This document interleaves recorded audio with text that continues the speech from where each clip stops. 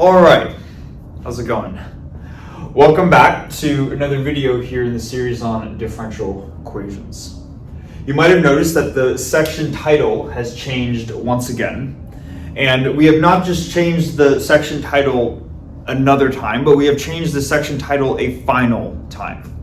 You might be able to tell by the title of this video, the way that these videos are numbered, that this is in fact the final video in the series here on the channel for differential equations. And that's always this bittersweet moment, right? Because in one sense, it's nice to mark off sort of a quote-unquote milestone. You get another complete video series out on the channel, but also it's the end of just a lot of really fun videos to make. We've talked about all these different types of differential equations, or ordinary differential equations, how we can classify them, and what are these different techniques that can be used to solve differential equations, as well as visualizing their solutions, right? So we've done a whole lot with differential equations so far. So that kind of leaves the question, well, what else is there to talk about? And really, what we're going to be doing in this final video here is not to introduce some new technique for solving ordinary differential equations, but rather to say, well, let's start to just look at the next step. So let's assume that we feel comfortable now with ordinary differential equations. What would be the next step if we wanted to keep working with differential equations as a math topic? And as you can probably tell by the title of this video, as well as the section title right here, the next natural step, once you feel comfortable with ordinary differential equations, is to start talking about a class of differential equations called partial differential equations. Okay. And really quickly, before we actually dive into all of this, just to quickly clarify what that phrase means, partial differential equations. An ordinary differential equation, as you probably know by now, or hopefully know by now, is simply an equation which contains a single variable function, which maybe is what we often refer to as y of x. It'll contain a single variable function as well as at least one of the derivatives of this function, right? And that was the case for an ordinary differential equation. Now, for a partial differential equation, the main thing that changes, the main generalization that we make, is that the function itself is no longer a single variable function, but rather a multivariate function. So rather than having just some quantity or some function y of x, we might have a function y of x comma t, for example, where y might be some quantity that depends on both position and time. It's kind of this common physics example, right? Now, a partial differential equation doesn't need to specifically be a function with two input variables. It could be a function with any number of input variables, but the main idea is that there are more than one input variable, right? So a partial differential equation then will inherently contain a multivariate function as well as at least one of the partial derivatives of that function. Hence why they're called partial differential equations. Okay. Now, before we I guess dive into what we're going to be covering here in this video on partial differential equations, I just want to quickly mention that this video is by no means even remotely exhaustive on the topic partial differential equations. I can at least say from when I was an undergrad, there was a course on, I guess, quote unquote, ordinary differential equations, and they made an entire second course on partial differential equations. And then even that second course on partial differential equations was itself an introductory course to partial differential equations. There are many people who spend their entire lives, their entire academic careers, dedicated to trying to come up with solutions for partial differential equations, to come up with these analytic, or I should say whether they're analytic solutions or numerical approximations they were coming up with different techniques that can be used to solve partial differential equations. It's an entire area of mathematical research in itself. So I just want to clarify that when we say we're going to cover partial differential equations, it's almost an overstatement to even say that we're barely scratching the surface. It is a very deep and rich topic. We're just going to look at some very basic techniques that can be used to solve a couple simple partial differential equations. Okay. Now, I feel like that's enough talking, enough intro. Let me first write out the first type of partial differential equation. It's a first order partial differential equation. And then we're going to go through some, I guess, a technique for how to solve it, as well as just a simple example problem.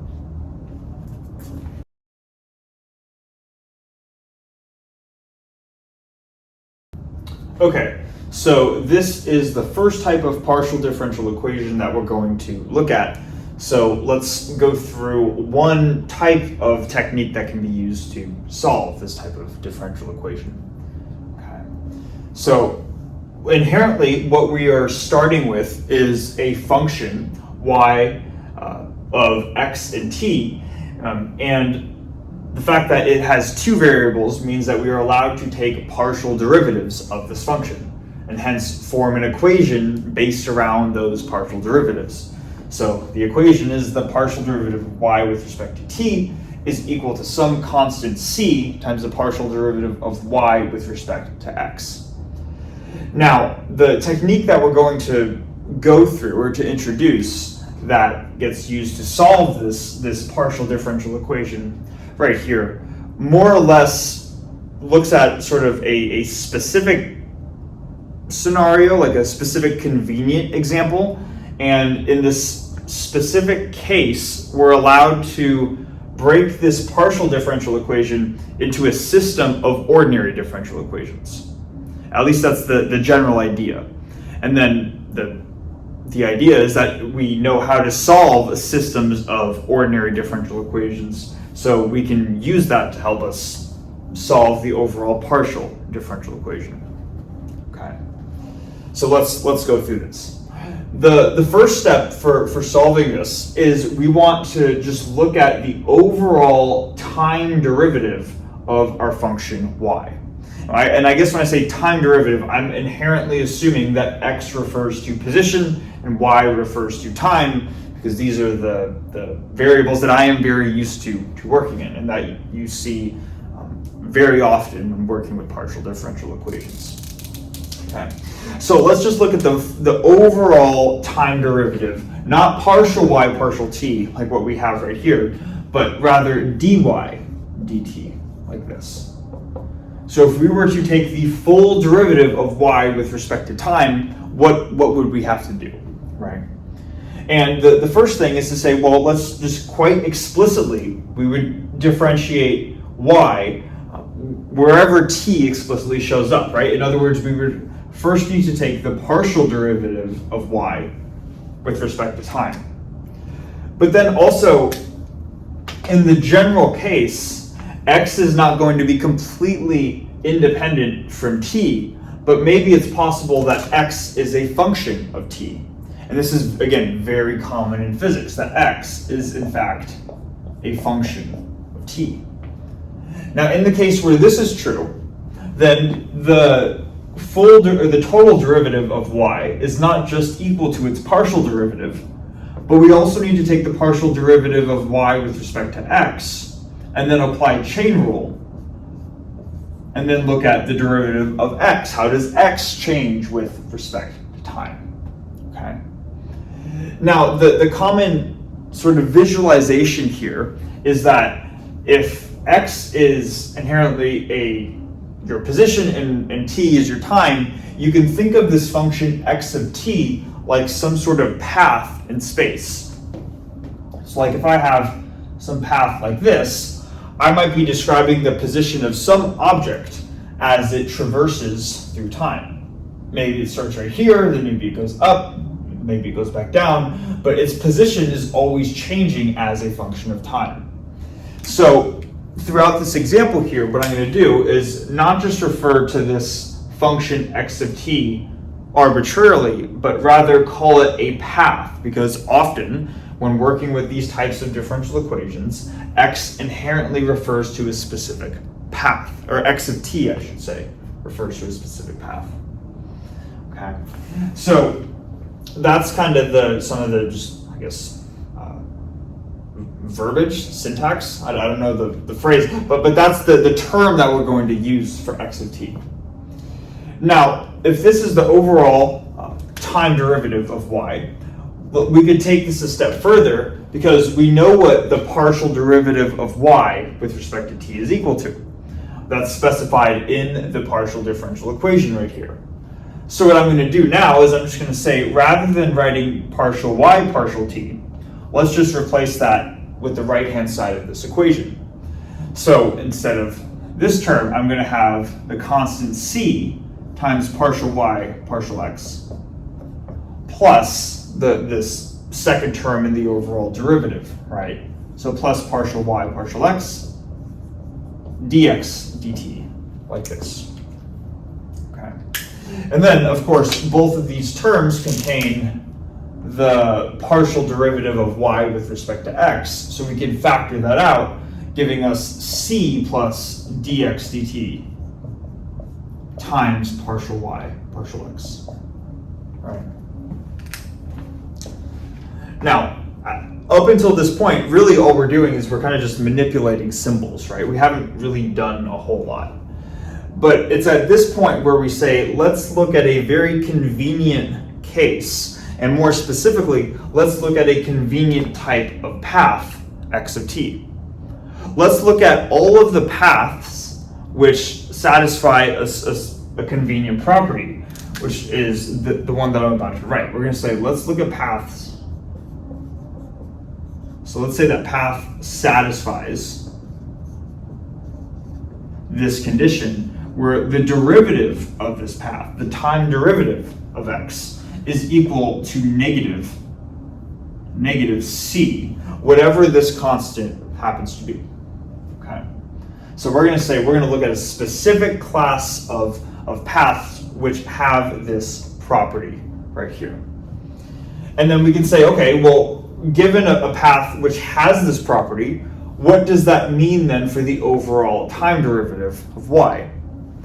Well, looking at what dy dt ultimately equals, we can say that along a path which has this property, then we can rewrite this equation like this. We can say that dy dt, this marker is kind of dying on me, dy dt is equal to, we have c plus dx dt.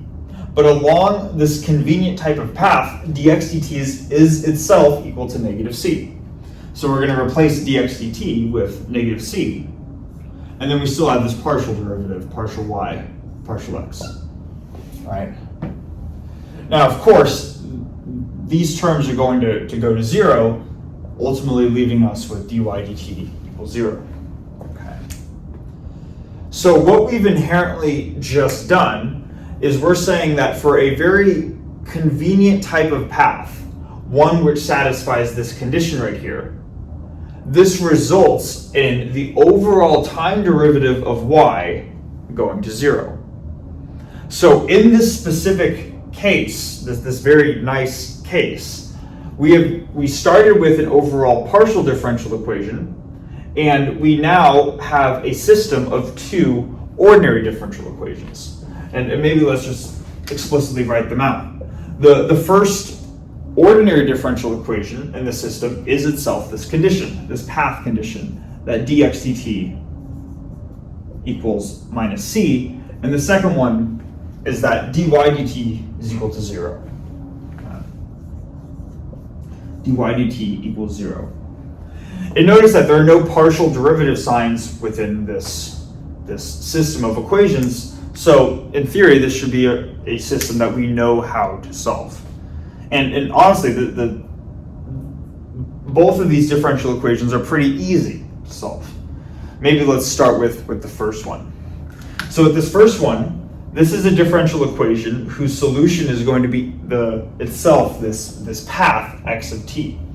So in order to find x of t, it would simply be a matter of integrating both sides and then just getting our overall x of t quantity. So if we were to do that, maybe I'll just draw a little arrow. If we were going to integrate both sides of this equation right here, the left-hand side would be itself the path x of t. And then the right-hand side would be minus ct, but if it's an indefinite integral, there's going to be this integration constant x naught, like this. And this is essentially this is the structure, I should say, for all types of paths which satisfy this condition right here. Notice that x of t, though, there's not just a single x of t, there are actually infinitely many x of t's, infinitely many different paths which have this structure. The reason I say there are infinitely many different paths, and also the word paths is a difficult word for me to say, I'm realizing as I'm saying this repeatedly. The reason why there are infinitely many of them is because you could have infinitely many different integration constants, infinitely many different x naught values. You could have minus ct plus 1, minus ct plus 2, minus ct plus pi, minus ct plus whatever. So the idea is that even though you have infinitely many different paths, any given path can more or less be specified by whatever your integration constant x naught is. And that's going to be important. What we're going to do is we're going to say, let's more or less assign a given path to its corresponding integration constant. If the path we're working with is minus ct plus 1, we're going to associate the plus 1 to that specific path. And that will be different from the path minus ct plus 2, and we'll use the constant plus 2 to differentiate it from the path minus ct plus 1, or minus ct plus whatever the integration constant is. I feel like I might be overcomplicating that. All I'm trying to say is that there's a different x naught for every path, and that's going to be relevant when talking about this equation right here. Now, when we want to solve for this ordinary differential equation, we're inherently solving for the overall function, which naively might look like y of t. But rather than just writing y of t, what we're going to say is that it seems like along a path that satisfies this condition, y is fixed with respect to time. It does not change as time progresses. So what we could do is we could say that y, if its time derivative is 0, it itself should be a constant along a specific path. Now, this is where this x naught sort of constant becomes useful. We don't know what the value of y is specifically. All we know is that it's a constant along some path. And if what we want to do is, if we want to say what is the constant value of y along any of these infinitely many paths, we're going to associate x naught in with this associated constant. Okay? Here's what I mean. We're going to say that y is equal to some function f evaluated at this constant. And then this constant, x naught, gets used to specify whatever our path is. Okay? So here's how this would work. We would say you first pick a path which satisfies the condition, and you get minus ct plus something, whatever x naught happens to be.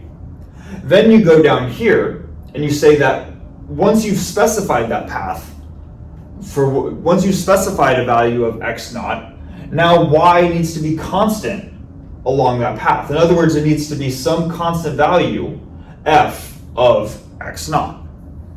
Okay. I hope this is not super confusing, although admittedly it is very general. Okay. This is inherently going to be a constant value specified by the integration constant x naught, which gets used to specify what path we are talking about. All right. Now, as a final step right here, we're going to say that y is equal to not f of just x naught, but we can isolate for x naught in this path equation. If we were to isolate for x naught in this equation, we would get x naught equals x plus ct. So instead of writing f of x naught, I'm just going to write f of x plus ct, like this. And it is at this point in which we now have more or less have an overall solution for what y of x comma t needs to be. We say that the solution to this partial differential equation, when we're working with a specific path which satisfies this condition, is going to be some function of x plus ct. Okay. Now, admittedly, this is probably not the most satisfying thing on the planet, because we don't know what f is inherently, right? F could be any function as of right now. There's nothing that allows us to be explicit as to what f specifically is. So this is typically where we see initial conditions, or not just initial conditions, but I guess more generally boundary conditions come into play. So what I'm going to do next is I'm just going to write out, maybe down here, just an example set of boundary conditions, and then we can show how we can use this overall structure to find an overall solution to a partial differential equation.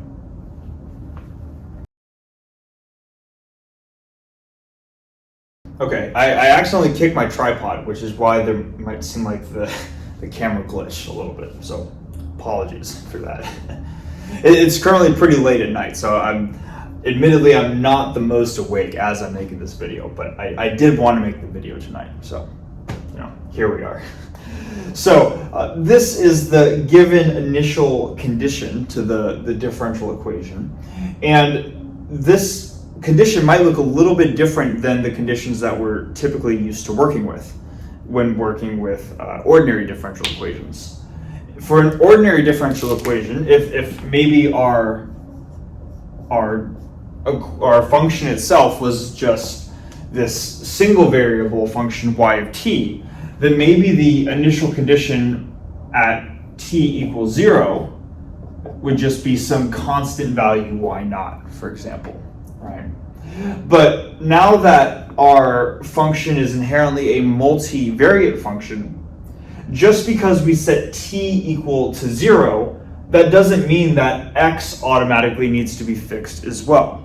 It's very possible that for a provided condition in a partial differential equation, and what you often see is that that condition will inherently just fix one of your input variables, but it will not fix all of them. Kind of like what we see right here. So even though t gets fixed to go to 0, y itself is still a function of x, which is why we see the given condition is itself an equation rather than just a constant number like what we see in the ordinary differential equation case. Okay. And also, just something, I guess a common term that you would see with partial differential equations is they use a more general term than initial conditions, and that term is called boundary conditions. Or in other words, what is the value of your function y at the boundaries of your input variables? It's kind of, I guess, like a common thing where if t or time is one of your input variables, we can more or less think of the boundary for the time variable as the t equals 0, your initial time, the start of your time interval.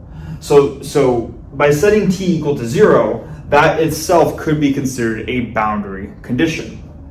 But you could also have other boundary conditions on your other input variable, such as what is the value of y as x approaches positive infinity or negative infinity, or really just any end of whatever your domain is if x doesn't extend out infinitely. Okay. So we often call them initial conditions in ordinary differential equations. The more general term that you'll see in partial differential equations is called boundary conditions. And this is the example that we're working with right here. So if this is the provided boundary condition, and we know that y should be some function of x plus c times t, we can use both of these equations together to help us find an overall solution, more specific solution for y of x comma t. Okay, and here's how we would go about doing this.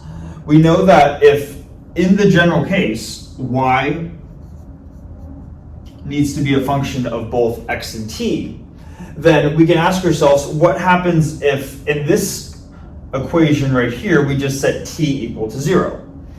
Well, let's see what we get. We would get that, let me write this over here, we would get that y of x comma 0 equals f of x plus c times 0, or in other words, just f of x, right?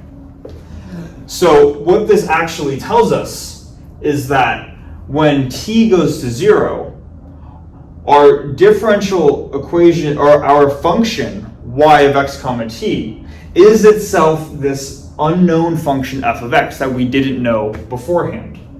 So it turns out that if this is our condition, then this x squared minus 3 is in fact this function f of x.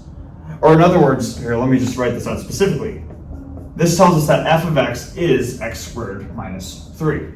Okay. I might be saying, okay, sure, but what does that really tell us? Where does that get us? And what this tells us is that we've used this given condition to find out what this unknown function f is. And when f takes in an input x, it spits out the square of that quantity minus 3. Okay? But what we've just determined in the previous whiteboard is that the overall solution, y of x comma t, the overall solution to this partial differential equation is itself the function f, but not just the function evaluated at any input, but rather when the input is specifically x plus c times t. So now all we have to do is just say, okay, well, if this is what our function is for a general input x, then let's just use this to say, okay, what's the overall solution? The overall solution is when the input is x plus ct rather than just x. Okay. Or in other words, y of x comma t is equal to the value of this function where this is the input, right?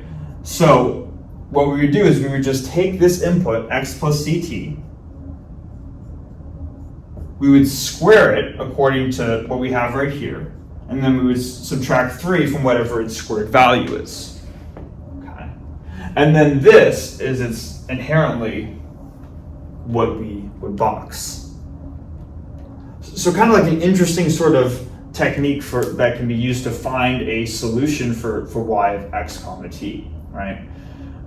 We ultimately say that along a specific path, it's going to have this structure right here, and then depending on what our initial or boundary condition is, that will give us the more explicit form for what this function needs to be.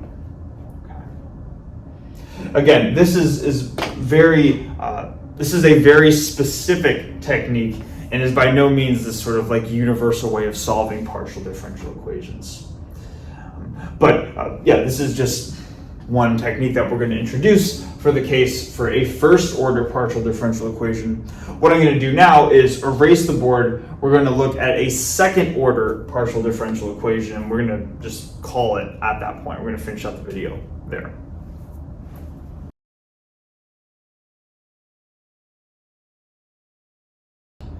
Okay, so this is now an example of a second order differential equation, or second order partial differential equation. And typically, at least when I first saw this type of equation, it was introduced to me as the wave equation in one dimension.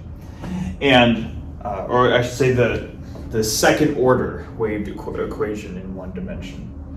And I'll just say too, at some point I would love to make a full-on video series on partial differential equations, where we can really dive into all this stuff and not kind of just go through these little shortcuts to give us these solutions. And we can talk about the wave equation, Laplace's equation, Poisson's equation, the heat equation, how these equations are different, what that means for their solutions, how their solutions differ.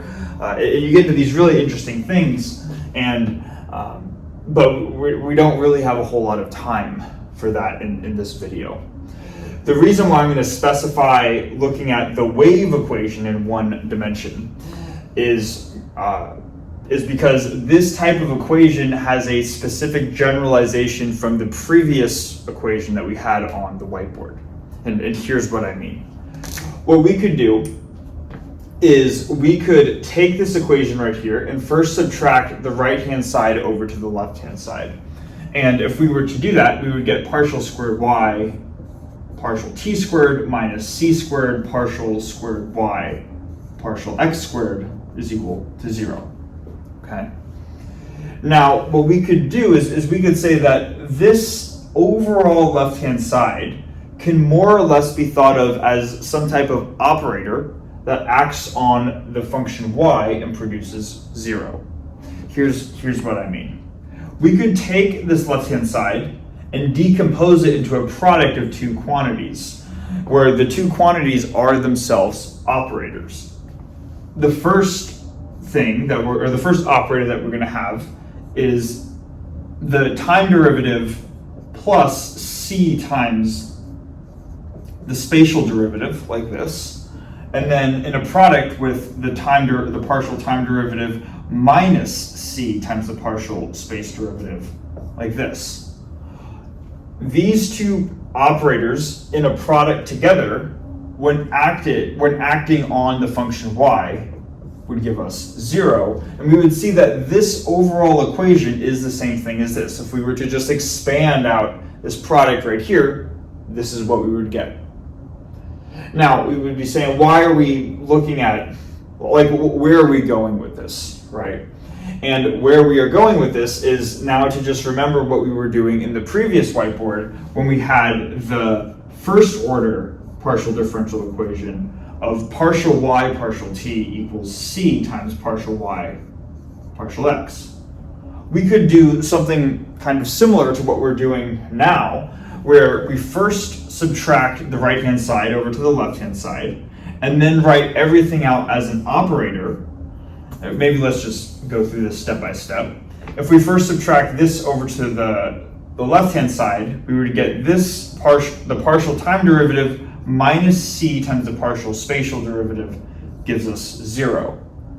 And if we treat this as an operator acting on the function y, we would be writing out partial t minus c times partial x times y gives us 0.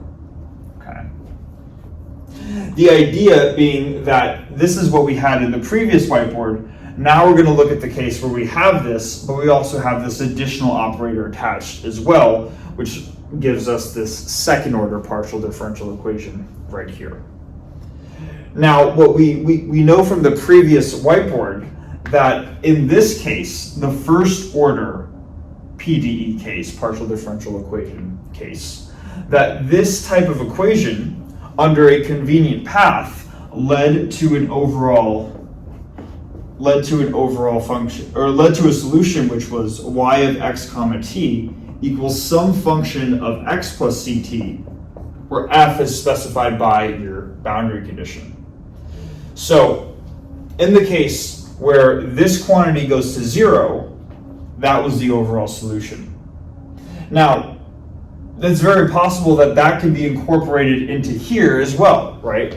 Because if this thing that I'm underlining right here goes to 0, then this multiplied by effectively 0 would give us 0. Hence, this would be a solution to the second order partial differential equation as well.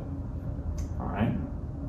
But this is not the only case where what I just underlined with little squiggly thingy right here.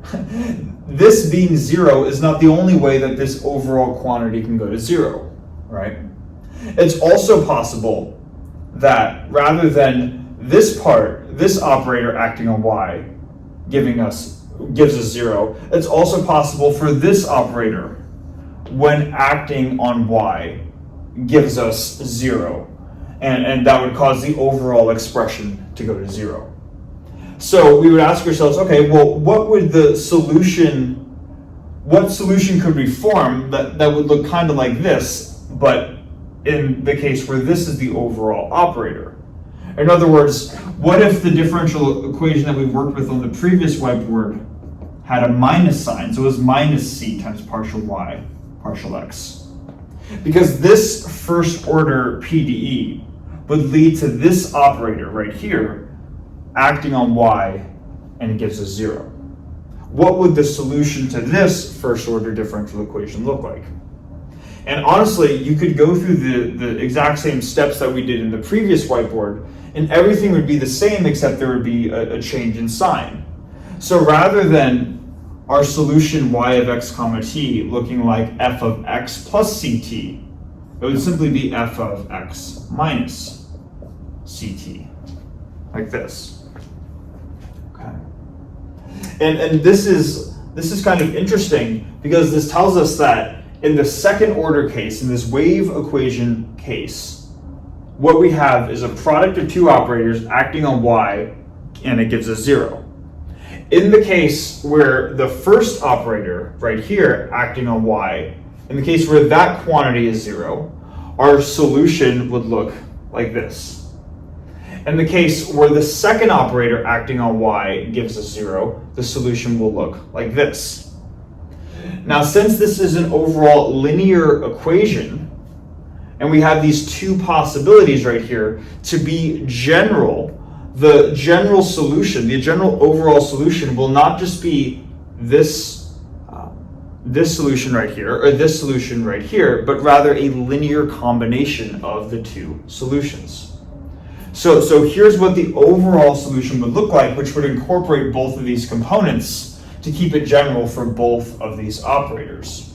We would say that the overall solution y of x comma t would be some function f of x plus ct plus some other function g of x minus ct, like this. Now keep in mind too, right? We didn't need to, when working with the first order case, we didn't need to specify what f was explicitly. F was provided to us once the initial or the boundary conditions were given to us.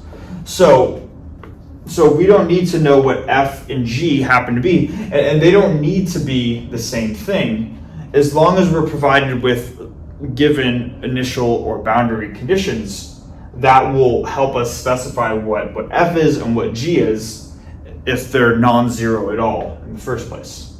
Okay. So I guess in summary, when we had the first order PDE, we said that the solution along a specific path would look like this line. And then in the case where we're working with a second order PDE that has this form right here, we can kind of expand on what we worked with and simply say that the solution is a linear combination of these two types of terms. Okay. So I think what I'm going to do to finish off the video is I'll just keep this structure right here. I'll go through some example, either initial or boundary conditions to show how we can actually solve for y of x comma t for this type of partial differential equation, and then we'll call it there.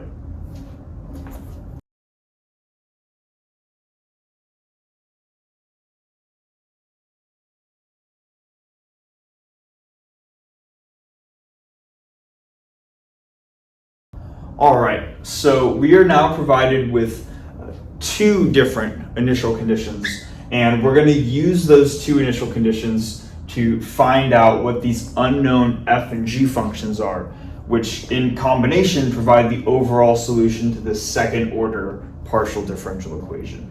Okay. So as a starting point, this is going to be kind of like what we did with the first order case, where we're just going to plug this in and try to just solve for f and g. Or it's just now that there are two unknown functions rather than one. So with this first condition right here, which is the value of y at t equals 0, I'll label that with condition 1. It says that if we were to plug in t equals 0 into this equation right here, the resulting quantity that we would get is 1 over 1 plus x squared. So let's do that. Within this equation right here, if we have y of x comma 0, that equals f of x plus c times 0 plus g of x minus c times 0. Or in other words, the ct quantities go away and we're left with just f of x plus g of x equals this expression 1 over 1 plus x squared, like this, okay? So that comes from this first condition, and then this second condition says that if we were to take the partial derivative of y with respect to time, or the partial derivative of this equation with respect to time, we would ultimately get 0. So let's see how this condition sort of plays out. So if we were to take the partial derivative of this equation with respect to time, what we would get is that we would need to differentiate both of these individual functions f and g with respect to time. So doing that, in this first expression right here, we would get, let's see, what would we get? We would get, I guess, partial f, partial t from this expression, but there would also be a factor of c that's going to come out due to chain rule. Then we would have plus partial g partial t, but then there's a factor of minus c that's going to come out due to chain rule, like this, and that's going to equal 0. And maybe what I'll do more compactly is I'll just say c times f prime, where f is the partial t derivative, minus c times g prime, meaning the same thing, equals 0. So what we ultimately get is that this is our first condition, this is our second condition, and we want to use both of these together to solve for f and g. So let's do that. So with this first condition, or I guess the second condition right here, I can add cg prime over to the other side, giving me c times f prime equals c times g prime. If I cancel out the constant c, I get that f prime is equal to g prime. And then if I were to just integrate both sides of this expression, I would get that f is equal to g, but there might be some constant of integration that comes out, which I'll call k, like this. So essentially, this second condition right here tells us that our two unknown functions, f and g, they're actually equal and related to each other, but they might be slightly different, or they might be related to each other as long as we have some sort of integration constant k right here. Now, the next thing that I'm about to do is I hope this doesn't look too hand wavy, because it's not meant to be hand wavy.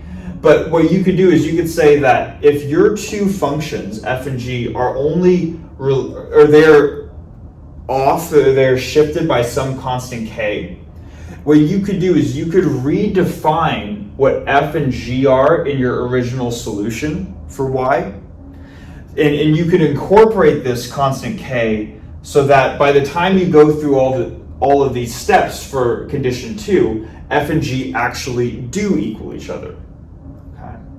Here's what I mean.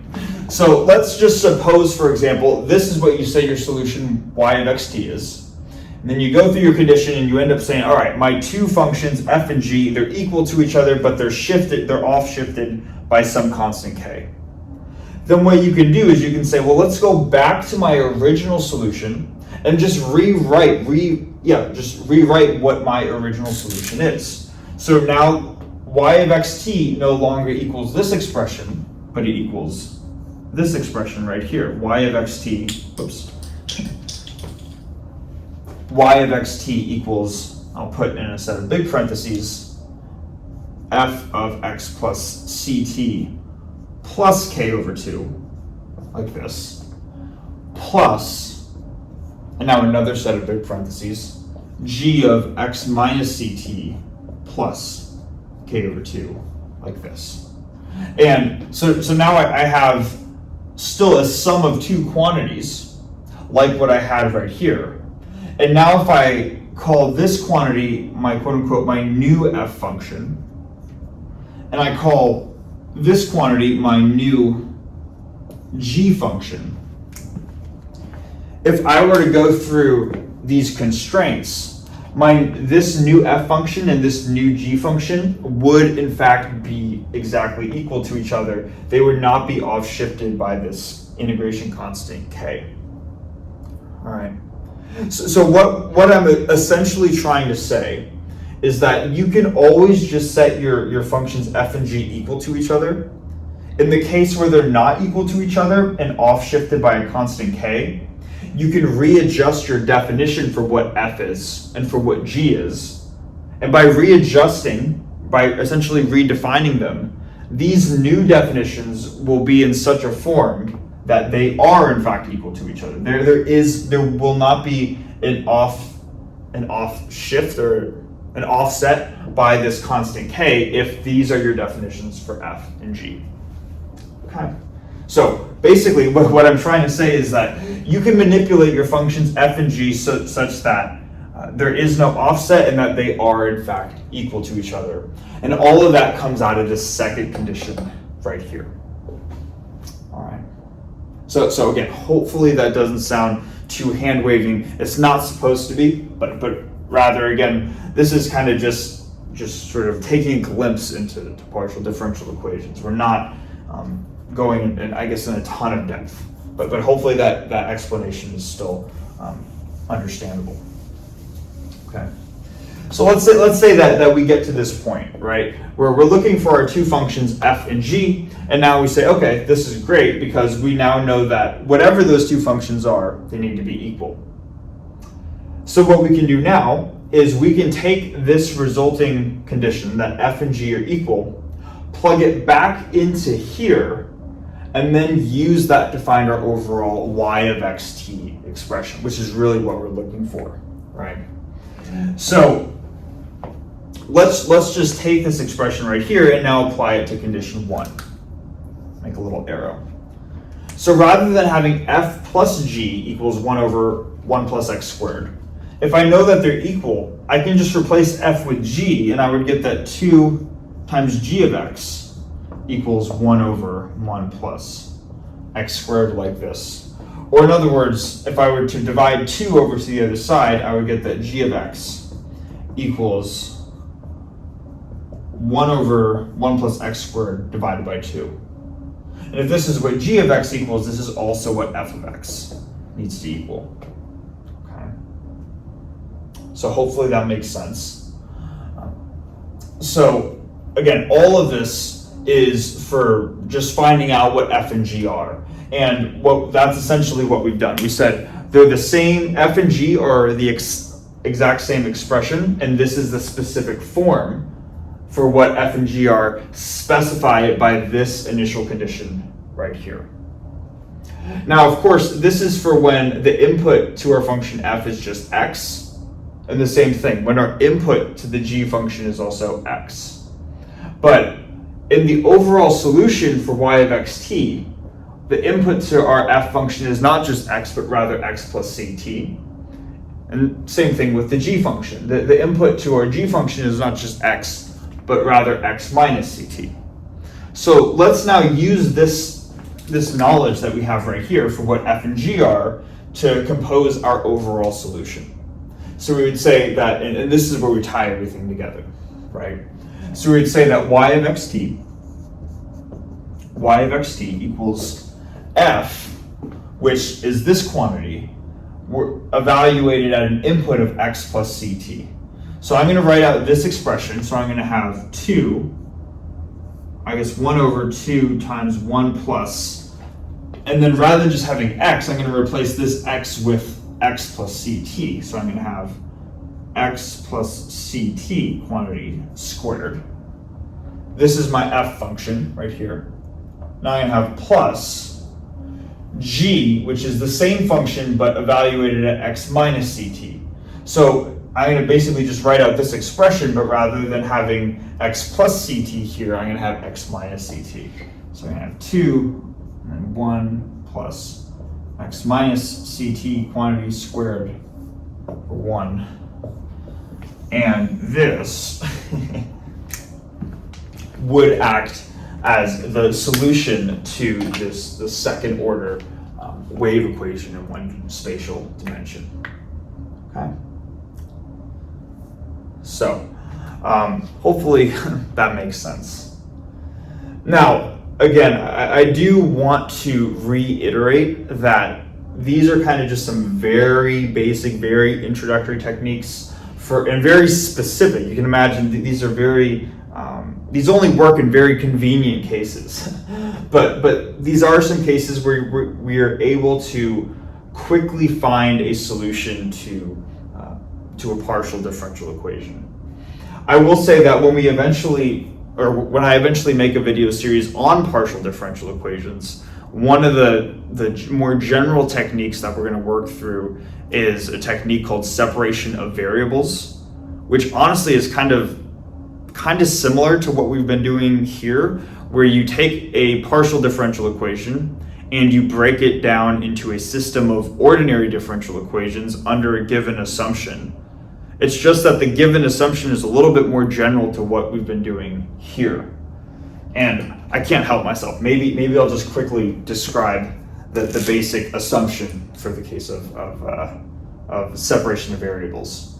So if you had this partial differential equation right here, in the case of separation of variables, you would inherently assume that your solution function, y of x comma t, you would assume that it has a specific form where it is itself a product of two functions, but both of those functions are single variable functions. And what you might do is you might say that it's a product of one function a, which only depends on x, and it's in a product with another function b, which only depends on t.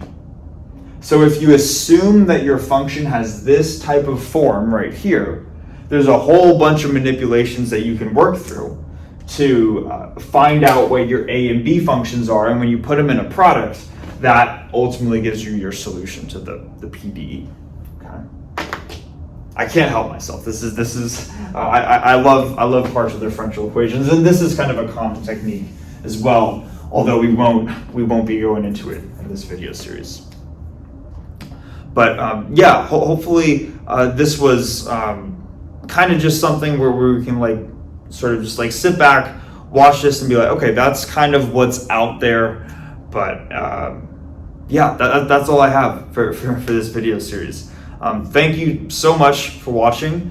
Hopefully this video series has been useful to you. It's been a lot of fun for me. Again, I really have a soft spot for differential equations, and still thinking about problem set solutions. I have all of the problem set solutions typed up in LaTeX on my laptop. Whether I want to just publish those or what I want to do with those, I'm still unsure. But if you have any suggestions or recommendations on what you'd like me to do with those solutions, please let me know. I want to do whatever is the most beneficial for you guys in terms of learning the material. Okay. But yeah, thanks so much for watching, and hopefully I see you guys in another video series. Again, I have no plans on stopping this or stopping the process of making these videos. You know, sometimes it takes a little bit longer to come out with videos. Sometimes life just gets busy for me, but I have a great time doing this. And once I get a little more time, the plan is just to move on to the next video series and start a new topic. So very, very excited to do that. So yeah, thanks so much for watching. Really appreciate it, and hopefully see you in another video series.